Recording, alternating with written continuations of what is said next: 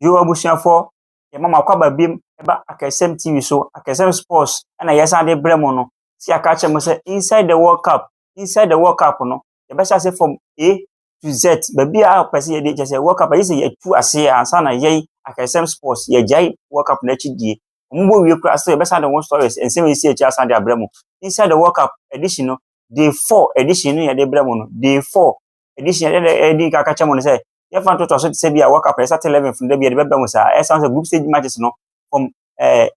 from group A to group Ghana group L no and e ho no matches some that friend no maka jam say we bo group ni we obi abo ne match we na e setter e dey abra mo say dem ka chem previous video na me kan ani mu iti mo like na subscribe na me share o YouTube channel so e wo Akesem TV we e Akesem Sports inside the World Cup day 4 and e dey bra mo no day 4 na e dey be tin sem e dey be tutu no ebi nie we group na ya bobo no group matches na ya bobo no asi yebo esi Germany a group ne so yebo si Germany group to group E ho na previous video no ye di see ye ye best start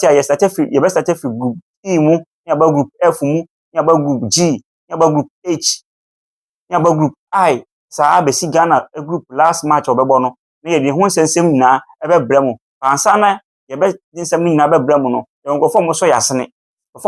ma ye di inside the World Cup day 4 no say dey bia dey kam no ye Beacon Global Travel and Tour Beacon Global Travel and Tour say dey mamoni na hwefo na atiefo say dey moni no pese otukwan ko ba bia o wiase mafanan mu a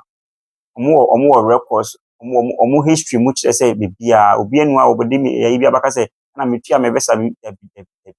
Beacon Global Travel and Tour oni hwa moda odo beko edo ba sundwe mu Beacon Global Travel and Tour say na meken tiafa ne number no e ma wo na WhatsApp omo group omo creative WhatsApp group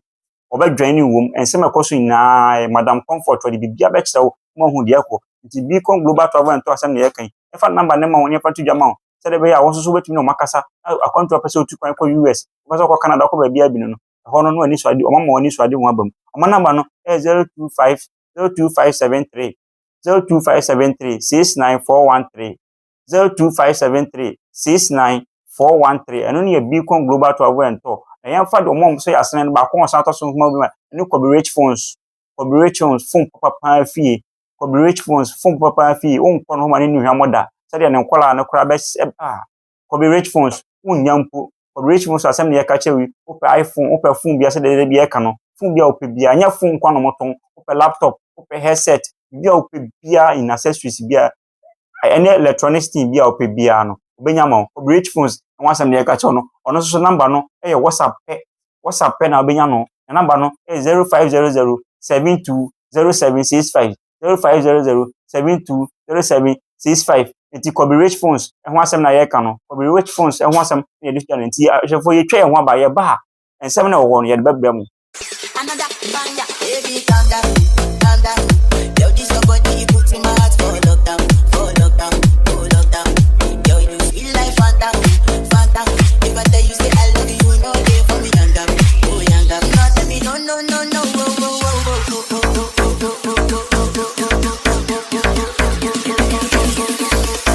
another banger baby calm down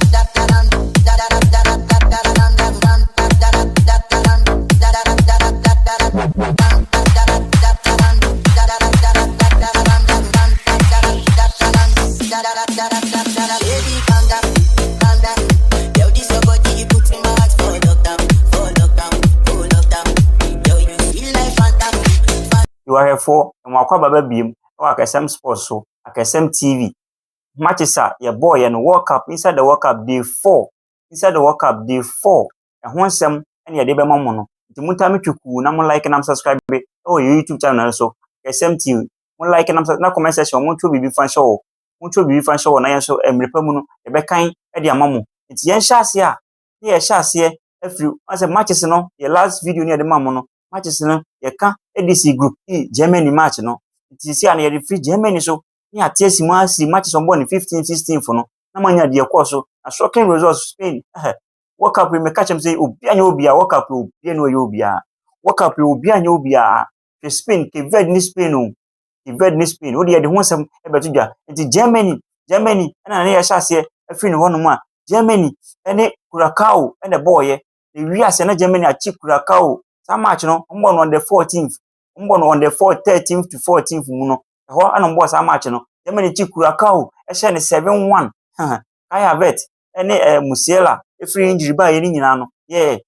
obey fit no china mu a mu chi Curacao bo ne 7-1 to mo 7-1 ewie ye no na Japan enso Netherlands ebo 2-2 Japan Netherlands ebo 2-2 ebo wie ye no nyanyumre mu kura ba bi kura na Ivory Coast kwachi Ecuador ka se do ne nkrofo no ama Diallo the last minute go to mu a omochi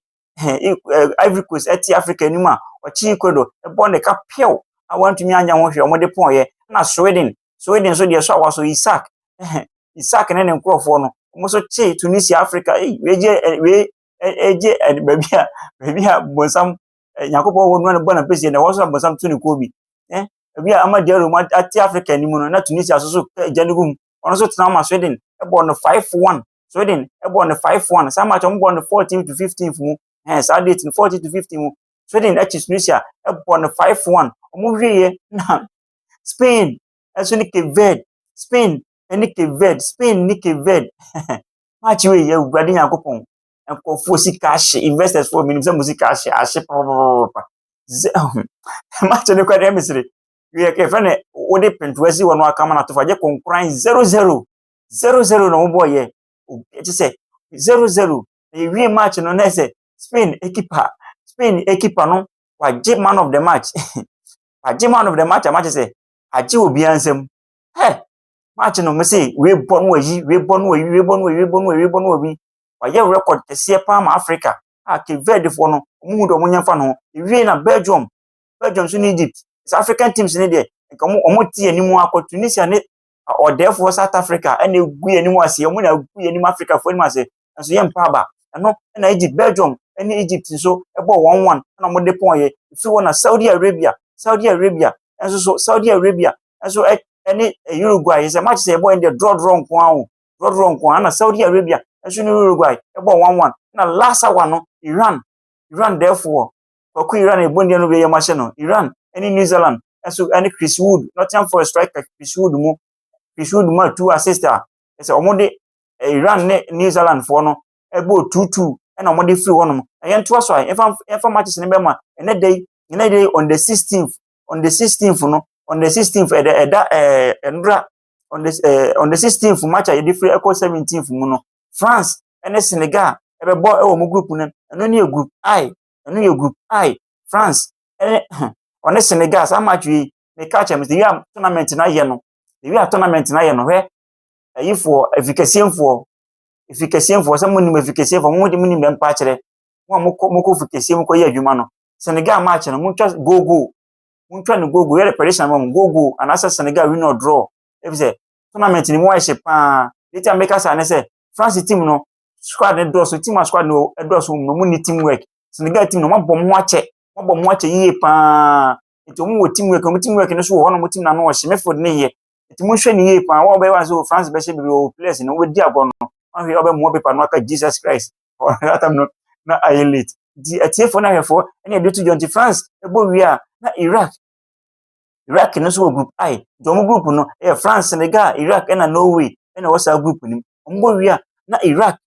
sada na Iraq nso ni Norway nso di ahwehwe so I said that dem ni say Haaland obegina ni pa was match zo obe bibi nso a say the World Cup ni emesi om no omo wi na group J Argentina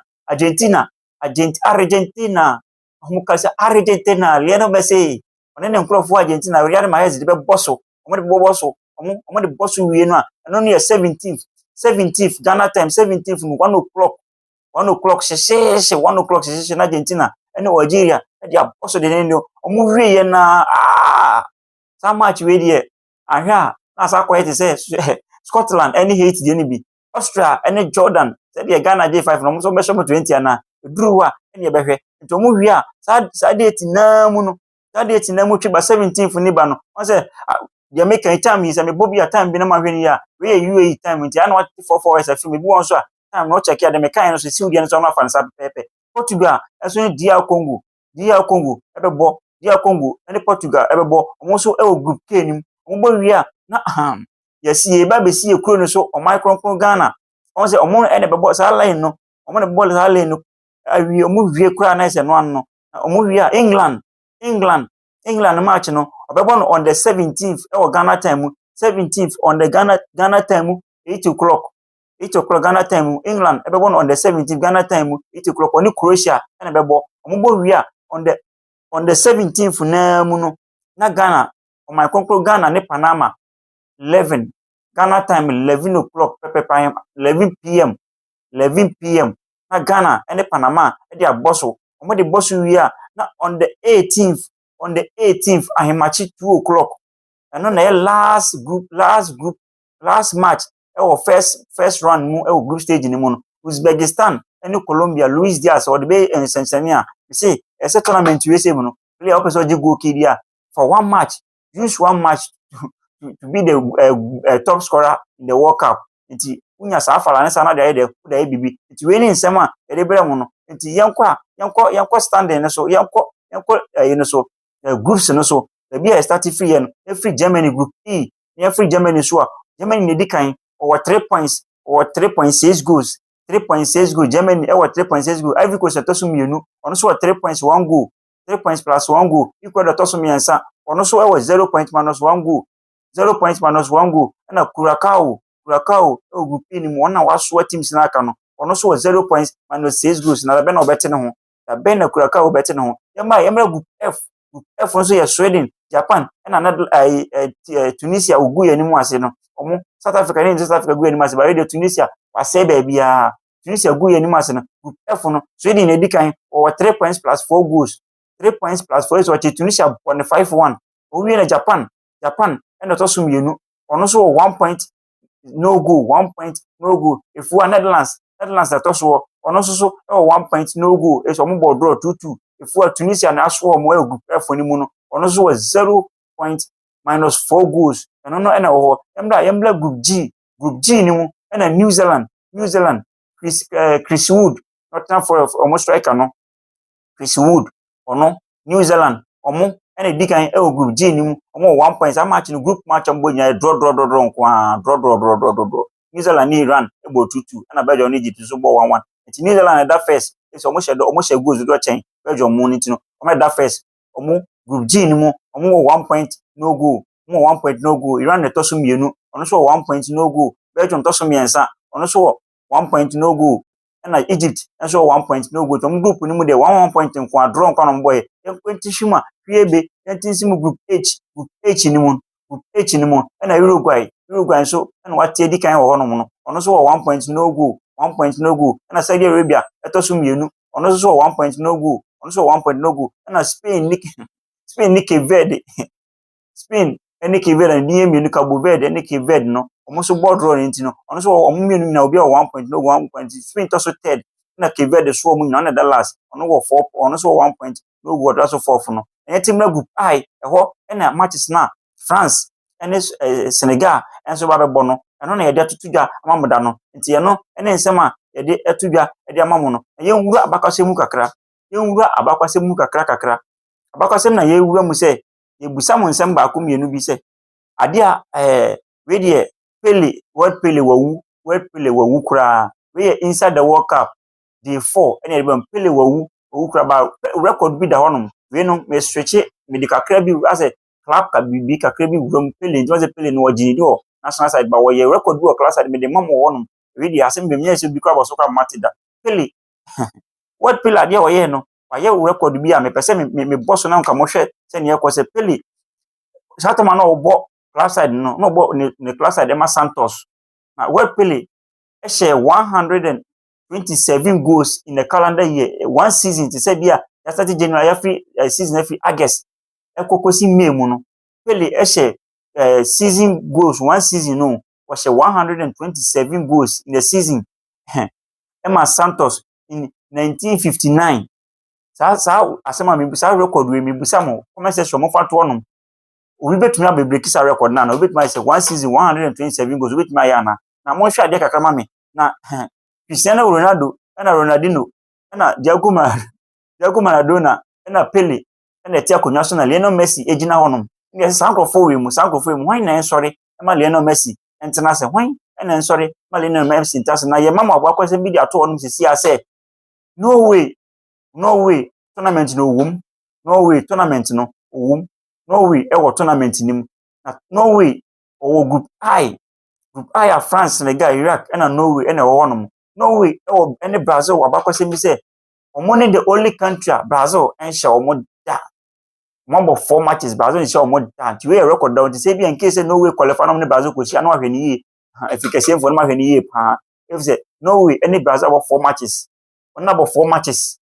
Ɔmo abɔ 4 matches no wɔwini ne 2 na ɔmo draw 2. Wahyɛ ne 2-1 baako, 4-2 baako, ɛna deɛ aka no ɛyɛ 1-1. Nti abakɔsɛm a yɛde wɔ ma mo. Nti abusuafoɔ wei ɛne inside the World Cup day 4. Inside the World Cup day 4. Ɛho nsɛm ɛne yɛde brɛ mo na yɛnkɔ a yɛngya mo saa akɔ a nkɔfɔ mo so yɛ asena yɛde program yi ɛbrɛ wo ne ɛbɔ mo din no ɛne yɛ Beacon Global Travel and Tour. Beacon Global Travel and Tour. Ɛho nsɛm na yɛka kyerɛ mo sɛ wopɛ phone papapaa wopɛ sɛ otu kwan mo fa kyerɛ me wei deɛ kɔbi recharge madwene ho.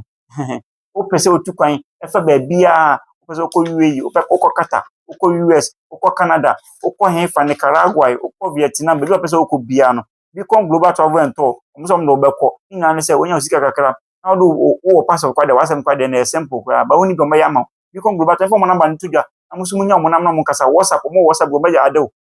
ibi question bi wopɛ sɛ obusa bia no obusa Madam Comfort a wɔde bia bɛkyerɛ ɔmo number no yɛ 0257 369413 0257 369413 ɛno ne yɛ Beacon Global Travel and Tour ɔmo asɛm yɛde to dwa no na yɛhwɛ ɔmo so yɛ asɛn so ntɔ so nya sponsors ɔmo so yɛ asɛn second one no ɛso yɛ Kobe Rich ɛno na mekɔbɔ bi kwa mede ahụ pepere kɔbɔ ebi sɛ ɔmo so bɔ adwuma yie paa Kobe Rich phones ɔmo bɔ adwuma yie paa wopɛ phone papa de adi adwuma wopɛ phone bia from Samsung to Tecno Infinix Itel once Ghana saa phones ne use wɔ hɔnom no nkɔfɔ tɔ paa yɛ kama paa Camon 30 ne Camon 40 ne ɛho nneɛma no wopɛ ne nyinaa bia Kobe Rich phones hɔnom wokɔ no hɔnom a phone bia wopɛ bia wobɛnya Kobe Rich phones yɛ phone number no to dwa we number na yɛ WhatsApp pɛ Kobe Rich phones numbers we number we ɛyɛ WhatsApp pɛ to WhatsApp na bia wopɛ bia no or the bema number no 0500 720765 0500 720765 nti we any amom eso yasene me dey inside the World Cup day 4 no ebrɛ mu ɛwɔ Akasem TV we Akasem Sports inside the World Cup day 4 ɛne yɛda brɛ mu yɛngya mo hanom yɛbɛsan ɛde de to aso de brɛ mu yɛmama yɛngya mo hanom yɛmama bye bye.